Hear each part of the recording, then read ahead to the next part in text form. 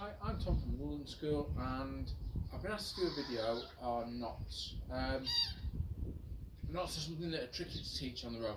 So what we're going to do is we're going to apply it to a tarp. So what I've got is I've got my tarp set up on a ridge line, and the ridge line is just laid out as I would normally do it through the loops on the top of the tarp. And then what we're going to do is we're going to practice 5 knots. I'll zoom in for the knots so you can see them a bit better, and I'll explain a bit more about them. Now, knots and knot tying can be broken down into 3 different types of knots: knots, lashings and hitches. Knots are used to tie 2 ends of a piece of cord together. These are things, for example, a wreath knot and a prusik knot. A hitch is used to fasten a piece of cord to a solid object, for example a tree, a ladder, in this case a hammock stand. Examples of these are the timber hitch and the clove hitch. And then finally you've got lashings. Lashings are designed to use a piece of cordage to fasten 2 solid objects together, so 2 sticks, maybe something to a branch. Examples are the square lashing and the Japanese lashing. Today we won't go into lashings because they're not really applicable to tarps, but we will cover some knots and hitches. So our first knot that we're going to use is one called the prusik knot. What I'm going to do is I'm going to do it out here and then I will zoom in so you get a better view. We place our cord in a loop, so we hold the 2 tails together and make a loop at the top. Place our cord over and we pass the 2 tails through. We then pass the 2 tails through the loop again, and we pass them through for a 3rd time. We then pull this tight. This will then form our prusik knot.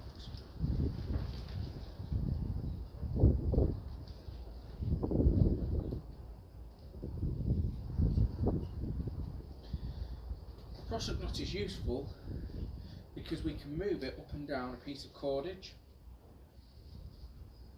but when we pull it tight and apply tension to the tails, it won't move. This is great when securing our tarp to our ridge line, in that we can adjust the position of the tarp along the ridge line, but when we set the position, if the tarp wants to move on its own, it can't do this.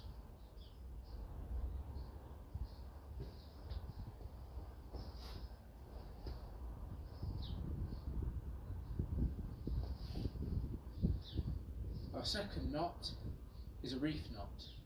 Now this is useful because we can use it to tie off our tarp to our prusik knot. What we do is we place one tail through the end loop of our tarp.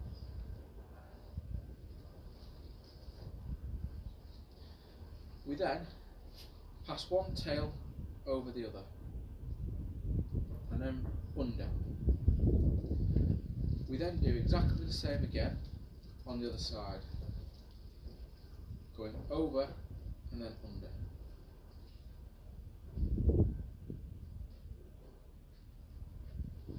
A wreath knot has the tails coming out on the same side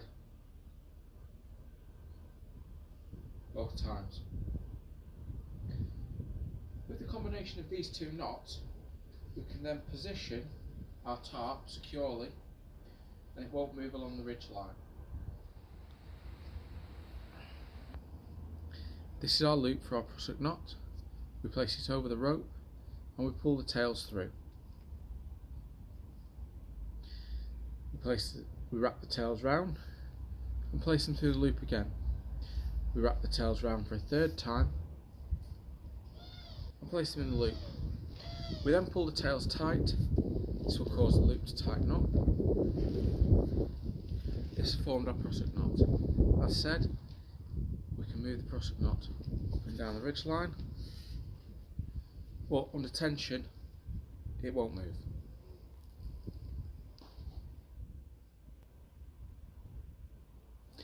Our second knot is our wreath knot. We place the tail of our rope through the loop of our tarp and pull it tight. We get our 2 tails place one on top of the other. We then wrap one tail round. We then take our two tails, place one tail on top of the other and wrap it round.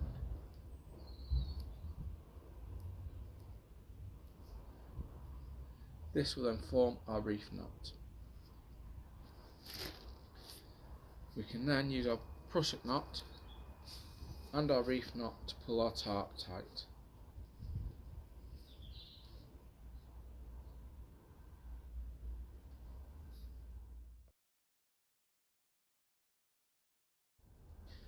Our next knot that we're going to use is a hitch, and this is the timber hitch. The timber hitch is useful because we can use it to secure the end of our ridge line to a fixed object like a tree or a branch or a post.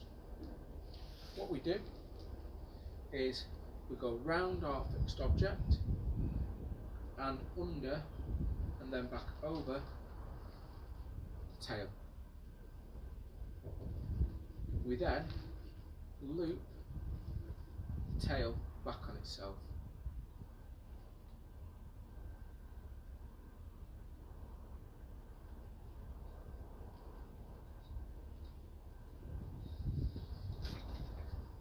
When this hitch is pulled tight, the cord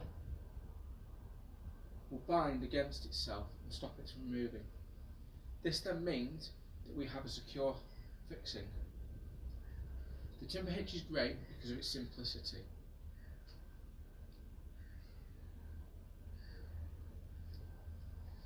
Our next hitch we're going to do is our clove hitch. Clove hitch, we go round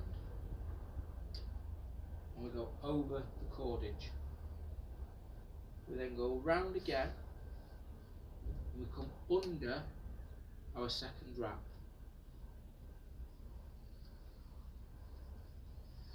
When we pull it tight, again the cordage will bind on itself and stop it from moving.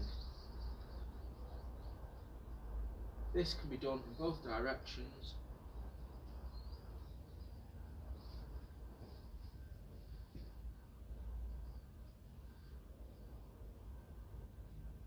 So we have our timber hitch, our clove hitch, our prusik knot and our wreath knot. Our first hitch is our timber hitch.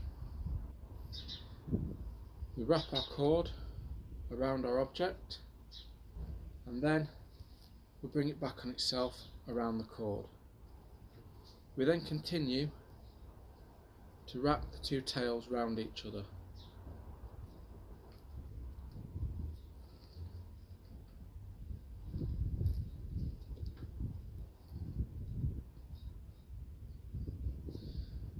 When we pull this cord tight, it won't move.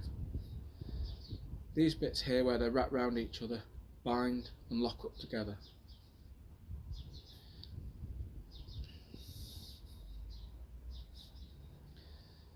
Our second hitch is our clove hitch. To do this, we take our cord round and pass it over itself. We then take it round again and pass it through the loop.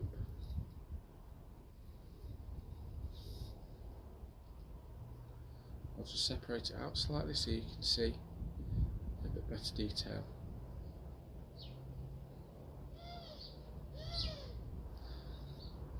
When pulled tight, again the cord binds up on itself and doesn't move.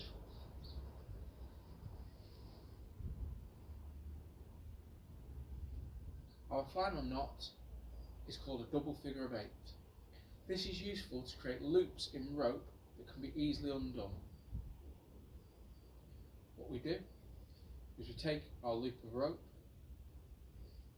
pass it across itself, we then pass it round itself again, and then where we've created our new loop we pass it back through and pull. This then looks like two figures of 8. Our third knot is our figure of 8, or double figure of 8 should you so choose. With each knot you quite simply form a loop, go around the cord and back through the loop, and then pull tight.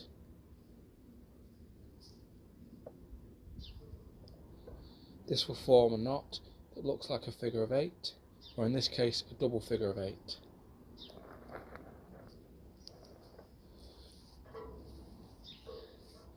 For a single figure of 8,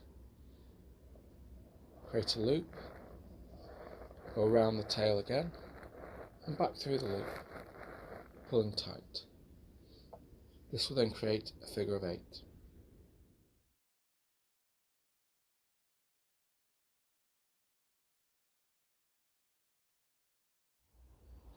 I'd like to thank you for watching this video. I hope you find it useful.